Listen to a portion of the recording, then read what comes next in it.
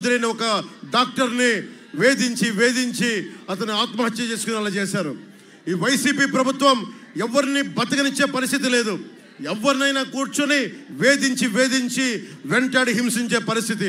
ఈ పరిస్థితి మారుతుంది. మన తెలుగుదేశం, జనసేన భారతీయ జనతా పార్టీ ప్రభుత్వం, కూటమి ప్రభుత్వం వస్తుంది.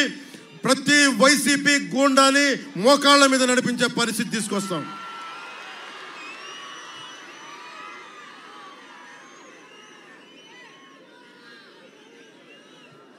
కొండలు పిండి చేశారు. ఇక్కడ ఇసుక రవాణా, భూ కబ్జాలు, మట్టి రవాణా, గ్రావెల్ రవాణా, అక్రమ మైనింగ్ అన్ని ద్వారంపూడి చంద్రశేఖర్ స్థానిక ఇన్ఛార్జ్ డవులూరి దొరబాబు ఆధ్వర్యంలో నడిచాయి. కొండలు బాగా అక్రమాలు చేశాడా డవులూరి దొరబాబు? అంత అక్రమాలు చేశాడా?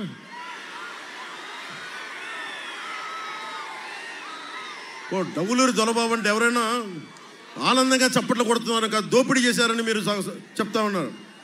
అంత దోపిడీ జరిగింది, అంత అన్యాయం జరిగింది పెద్దాపురంకి. ఈ అన్యాయాన్ని అరికడదాం. కూటమి వచ్చిన తర్వాత, కూటమి ప్రభుత్వం వచ్చిన తర్వాత ఏ ఒక్కరిని కూడా మనం కూర్చోబెట్టి వదలం. మనందరినీ కొండల్ని పిండి చేసిన ప్రతి ఒక్కరిని రామేశ్వరం మెట్టలో 600 ఎకరాలు అక్రమంగా మట్టి తవ్వకాలు చేసిన ప్రతి ఒక్కరిని బాధ్యత వహించేలా చేద్దాం. ఈ అక్రమ మైనింగ్ వల్ల కొండలు కాస్త మైదానం కింద మారిపోయాయి. ఇళ్ల పట్టాల స్కామ్లో రూపాయికి చెల్లుబాటు కాని స్థలాన్ని కూడా గవర్నమెంట్ చేత 100 రూపాయలు కొనిపించి ఇళ్ల స్థలాలుగా ఇప్పించారు. ఎంత మాత్రం నివాస యోగ్యం కాని స్థలాల్లో, ఆ స్థలాల్లో వస్తే మోకాళ్ళ నీళ్లు ఉండే పరిస్థితి. ఇళ్ల పట్టాల పంపిణీకి ప్రజా ఆమోదం లేదు, ఇల్లు కట్టుకోవడానికి ఉపయోగం లేదనేది చిన్న ఉదాహరణ. ఇక్కడ 55 ఎకరాల పెద్దాపురం నియోజకవర్గంలో 55 ఎకరాల్లో 20,040 మందికి ఇళ్ల పట్టాలు ఇస్తే కేవలం 1,1900 ఇళ్ళు మాత్రమే పూర్తయ్యాయి. అంటే కేవలం 5% మందే లబ్ధిదారులు. 90% మందికి చేస్తామని చెప్పి దానిని సాక్షిలో ప్రచారాలు తప్ప, సిద్ధం పోస్టర్లు తప్ప, సిద్ధం హోర్డింగ్లు తప్ప ఈ వైసీపీ ప్రభుత్వం ఏం చేయలేదు. ముఖ్యంగా పోయినసారి 2014లో కేంద్ర ప్రభుత్వం సహాయ సహకారాలతోటి టిట్కో ఇళ్ళు లబ్ధిదారులకు ఇవ్వకుండా, మొత్తం రాష్ట్రం అంతా లబ్ధిదారులు ఇవ్వకుండా ఇల్లులు పాడైపోయేలా చేశారు. సాగునీటి సమస్య ముఖ్యంగా పెద్దాపురం నియోజకవర్గం మొత్తం తీవ్రమైన తాగునీటి సమస్య ఉంది. ప్రధానమంత్రి గారి నాయకత్వంలో కేంద్ర జల్ జీవన్ మిషన్ ప్రతి ఇంటికి స్వచ్ఛమైన రక్షిత మంచినీరు వచ్చే పథకం ఉంది. ఎన్ని డబ్బులు ఇచ్చినా కానీ దానికి ముందుకు తీసుకెళ్ళలేని పరిస్థితి ఈ వైసీపీ చేస్తుంది. ఎన్నికల ముందు ధవళేశ్వరం నుంచి భారీ పైప్ లైన్ ఏర్పాటు చేసి సామర్లకోట, పెద్దపురం పట్టణాలకి నేరుగా తాగునీరు అందజేస్తామని చెప్పి హామీ ఇచ్చిన వైఎస్ జగన్ ఇప్పటి వరకు దాన్ని పట్టించుకోలేదు. ఇలాంటి వ్యక్తికి మనం ఓటేస్తామా? ఇలాంటి వ్యక్తిని ఎంపీగా గెలిపిస్తామా? అలాంటి వ్యక్తిని ఎమ్మెల్యేగా గెలిపిస్తామా? వైసీపీని గెలిపిస్తామా?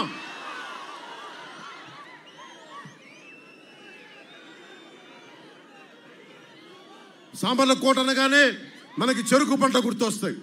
సామర్లకోటలో 125 ఏళ్ల క్రితం స్థాపించిన డెక్కన్ షుగర్ ఫ్యాక్టరీ, కేవలం ఇన్ని దశాబ్దాలుగా నడుస్తున్న డెక్కన్ షుగర్ ఫ్యాక్టరీ వైసీపీ ప్రభుత్వం విధానాల వల్ల 3 సంవత్సరాల క్రితం పూర్తిగా మూతపడింది. గత 4 ఏళ్లలో రాష్ట్ర వ్యాప్తంగా 90,000 ఎకరాల్లో చెరుకు సాగు తగ్గిపోయింది. అధికారంలోకి వచ్చాక ఇంకో 4 కోఆపరేటివ్ షుగర్ ఫ్యాక్టరీస్ మూతపడ్డాయి. చెరుకు పంట సరఫరా చేసిన రైతులకి 15 రోజులు, రెక్కలు ముక్కలు చేసుకొని కష్టపడే రైతుకి 15 రోజుల్లో డబ్బులు ఇవ్వాల్సి ఉన్న 6 నుంచి 8 నెలల వరకు కూడా డబ్బులు ఇవ్వలేని పరిస్థితి. ఒకవైపు కేంద్రం చెరుకు రైతులను ప్రోత్సహించడానికి ఎంత ప్రయత్నం చేసినా రాష్ట్ర ప్రభుత్వ విధానాలు రైతులకి ముప్పుగా తయారైనాయి.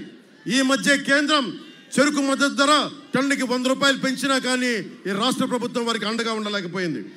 సామర్లకోట కర్రపెండలో ఎక్కువగా పండే ప్రాంతం, ఫ్యాక్టరీలకి చాలా ప్రసిద్ధి. తమిళనాడు తర్వాత మన సామర్లకోటలోనే అత్యధికంగా సగ్గుబియ్యం ప్రొడక్షన్ జరిగేది. విద్యుత్ ధరలు తగ్గించమని అనేక సార్లు మన రైతాంగం చెప్పినప్పటికీ, ఫ్యాక్టరీలు చెప్పినప్పటికీ ఈ ప్రభుత్వం పట్టించుకోలేదు. ఆ పరిశ్రమలన్నిటికీ కరెంటు ఛార్జీలతోటి సఫర్ అవుతున్న ప్రతి పరిశ్రమలకి కూటమి ప్రభుత్వం అండగా ఉంటుందని మనం హామీ ఇస్తున్నాం.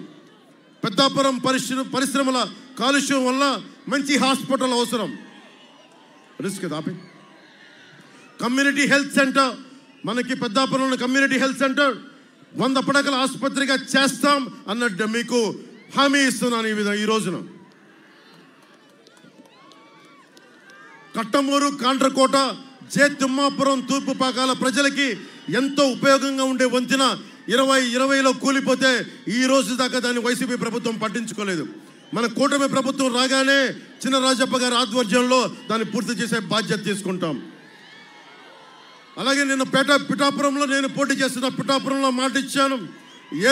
ఏలేరు ఆధునీకరణకి హామీ ఇచ్చాం. దానివల్ల 5 నియోజకవర్గాలకు కూడా ఉపయోగం ఉన్నాయి. అలాగే మన నియోజకవర్గం కూడా ఉపయోగం ఉంది. అలాగే దాన్ని పూర్తి చేస్తామని మీకు హామీ ఇస్తా ఉన్నాం.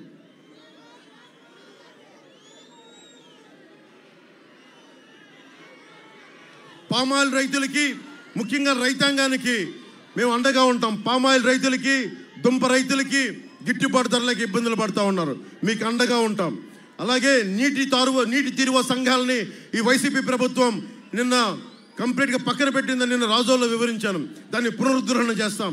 అలాగే మెట్ట గ్రామాలైన అనూరి, కొండపల్లివాలు, తిమ్మాపురం గ్రామాలకు సూరంపాలెం వద్ద లిఫ్ట్ ఏర్పాటు చేసి పుష్కర కాలువ ద్వారా నీరందించే బాధ్యత కూటమి ప్రభుత్వం తీసుకుంటుంది. ఇక్కడ ఉన్న ఉద్యానవన పంటలన్నిటికీ సహకారం అందిస్తాం. ఆల్రెడీ పరిశ్రమల జోన్గా చాలా పరిశ్రమలు 6 యూనిట్స్గా మారిపోయిన కారణంగా కొత్త ప్రోత్సాహంతో, కొత్త ప్రోత్సాహకులతోటి కొత్త పరిశ్రమలు తీసుకొచ్చి యువతకి ఉపాధి అవకాశాలు కల్పించే బాధ్యత కూటమి ప్రభుత్వం తీసుకుంటుంది.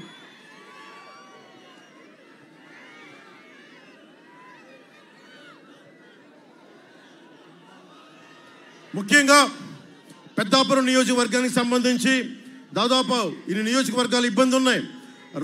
ఏడీబీ రోడ్డుని రాగానే 6 నెలల్లో దాన్ని పూర్తి చేసే బాధ్యత కూటమి ప్రభుత్వం తీసుకుంటుంది. రాజమండ్రి వైపు నుంచి కాకినాడ పోర్టుకు వెళ్ళే ప్రధాన మార్గాల్లో ఏడీబీ రోడ్డు ఒకటి. నేను చాలాసార్లు వెళ్ళినప్పుడు నాకే వెన్నుపూస కదిలిపోయేది. నాకు పెద్దలు నిజంగా గర్భిణీ స్త్రీలు అంబులెన్స్ వెళ్ళినా ఎంత నలుగుతున్నారో నాకు అర్థమైంది. ఆ రోడ్డు పూర్తిగా చిత్రమైపోయిన రోడ్డుని అభివృద్ధి చేస్తాం అని చెప్పి చాలా తక్కువ కాలంలో దాన్ని అభివృద్ధి చేస్తాం. అలాగే కెనాల్ రోడ్డు సమస్య ఉంది. రాజమండ్రి నుంచి కాకినాడకు వచ్చే మార్గాల్లో కెనాల్ రోడ్డు ఒకటి. ఈ రోడ్డు 15 ఏళ్ళుగా దెబ్బతినే ఉంది. 60 కిలోమీటర్ల రోడ్డు ఇది. 5 నియోజకవర్గాలకు సంబంధించిన సమస్య. ఈ రోడ్డు విస్తరణ, అభివృద్ధి కూటమి ప్రభుత్వం తీసుకుంటుంది.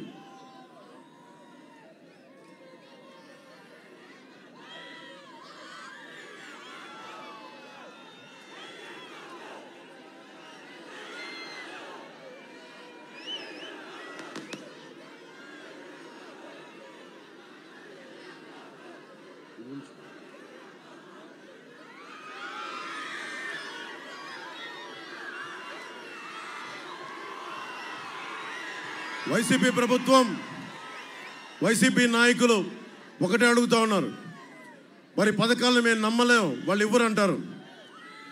నేను మీకు వైసీపీ నాయకుల దోపిడీని మీకు వినిపిస్తాను. ఆరోగ్యశ్రీ ఉంది, హాస్పిటల్స్ అన్నీ 1200 కోట్లు బకాయిలు ఉన్నాయి. 1200 కోట్లు బకాయి ఉంది ఆరోగ్యశ్రీకి హాస్పిటల్స్ పే చేయాల్సిన డబ్బు 1200 కోట్లు. దాన్ని చూస్తే దాన్ని వెరిఫై చేసి అప్రూవ్ చేసే టీం లేదు. సర్జికల్ ఆంకాలజీ, ఏదైనా క్యాన్సర్ వచ్చి దాన్ని సర్జికల్గా రిమూవ్ చేయాలి అంటే ఈరోజు అలాంటి కేసులు 6000 పెండింగ్ ఉన్నాయి. ఇలాంటివన్నీ దాదాపు 60,000 కేస్ షీట్లు పెండింగ్గా ఉన్నాయి ఆరోగ్యశ్రీకి సంబంధించి. మరి అలాంటి ఉండి 2019 నుంచి 2021 వరకు 17,16,000 అప్లికేషన్లు వచ్చాయి. 9,24,000 క్లెయిమ్స్ బిల్స్ పే చేయలేదు. ఆరోగ్యశ్రీ బిల్స్ లేట్ అవుతున్నాయి. హాస్పిటల్లో యాజమాన్యం హాస్పిటల్స్ బయటికి వెళ్ళిపోతూ ఉన్నారు. హాస్పిటల్స్ వాళ్ళు ఇంకొక ఈ 5 సంవత్సరాల్లో 3 సార్లు సమ్మెకి పిలిపించారంటే పరిస్థితి అర్థం చేసుకోవచ్చు.